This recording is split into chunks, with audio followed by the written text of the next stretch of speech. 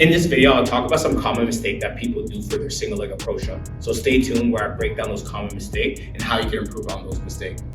Here's common mistake number one: rushing into your approach jump or rushing into get into your single leg jump.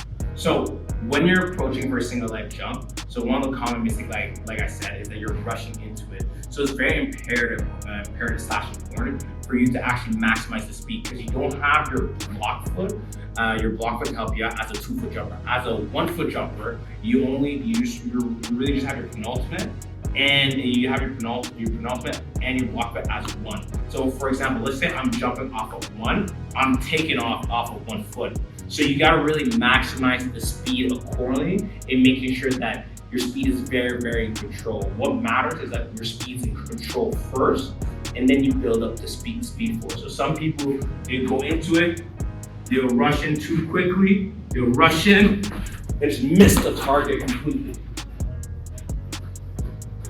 They'll miss the target completely. So what you wanna do, you wanna take your time with it, count your step if you need to, and when you approach, boom, then hit it.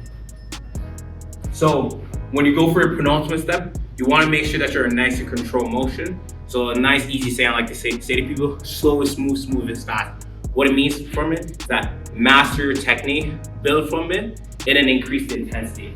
Another common mistake is having a weak penultimate step. So when you take your penultimate step as a 1-foot jumper, you really want to elongate your step as long as possible.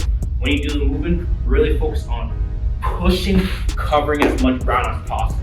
So you want to be here, you want to push, and then swing your foot. So make sure when you guys do your penultimate step, really elongate your step. So common mistake number 3 will be a poor foot angle. So what that means is that you want to make sure that you have the right foot angle when you're doing your approach jump. So when you're doing it, when you're planting, in this case my left foot, when you're planting your left foot, you don't want your feet to be completely straight, because that's a lot of pressure that's going through your ankle, knee, hip, and you can't really maximize it. What you want to do is that when you're going from here, you're kind of rotating that foot from the outside. So for example, if I'm going with my left foot, I want to make sure that my foot on my left side is rotating on the left side. So this will allow me to create that break, but without slowing down. So think about it like a car. When you're doing it, you want to slow down and maximize your stride. Okay, so next common mistake that I see a lot is that when people are going for their approach jump, is either they have too much upright torso or they're leaning too forward. So this one is probably the one that's killing most people game when it comes to the vertical jump. So what I mean by this is that when you're doing your full approach, you wanna have your back is a little bit leaning. So you're gonna push off in your penultimate, your back's a little bit leaning. Then once you plant your foot, you're transitioning into a more upright position. This allows you to really maximize the speed and make sure that you're more in a favorable angle when you're going from here. Because you want to make sure that you're more in a diagonal angle, so like driving your foot down, because that's the most kind of force that you can produce when you're going forward. Mistake that I really see is that people lean too forward to come in for a approach jump, and their back's really leaning forward. Then what's happening is that their momentum is going to go forward, or they really try to force to have a more upright torso, and they have really no momentum going through. So I'll show it one more time on the bad version. So people go here, and then they tend to do this, right? So they have a really upright torso, so their back is really pointing.